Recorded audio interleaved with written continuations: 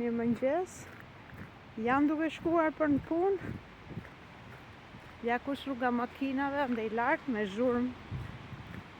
Tani unë kam po eci me shpejtësi se kam një mbledhje, pak si stres, ditë me stres, por do të mësoj një teknik sot.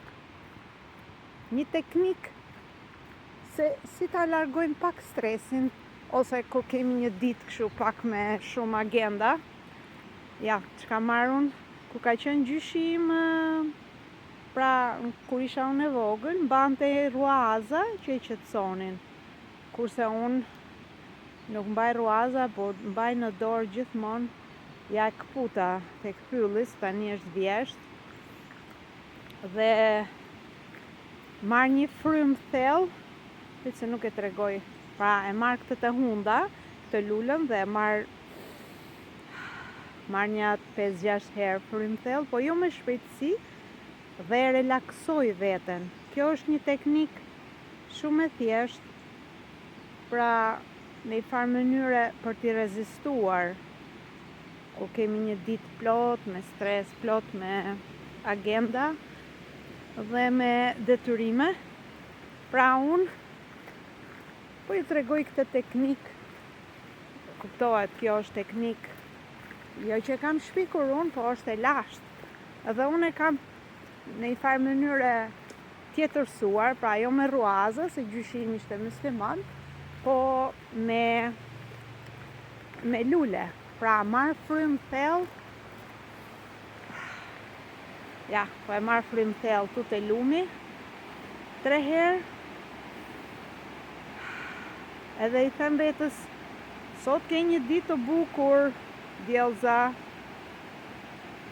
Një gjë e bukur.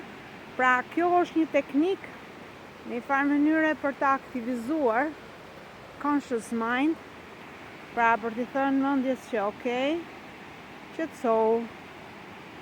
Pra external factors, si thuhet, faktorët e jashtëm, pra njerëz që do t'japin stres apo ku di unë, që t'irritojnë etc.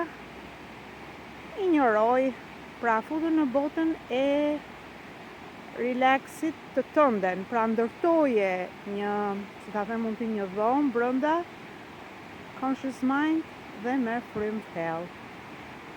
Këtë po e them pasi kam vënë re shumë herë në Shqipëri, lajmet ose e përgatisin, pra jo vetëm lajmet, po media, këto e përgatisin conscious mind që të stresohet, pra është si me thënë luftë, ose zjarr, ose kështu gjërash, pra e përgatisin që something bad, domethënë diçka e keqe. Kurse ti duhet krijosh një rezistencë, ja për shembull teknika që kam unë janë lulet. Pra aty gjej mbështetjen time. Si kam këtu se ka ra shumë shi. Tani hika se jam vonë. Ja, po e marr këto teknikën me vete në mbledhje. Ja, tani të shkojmë tek Matrixi.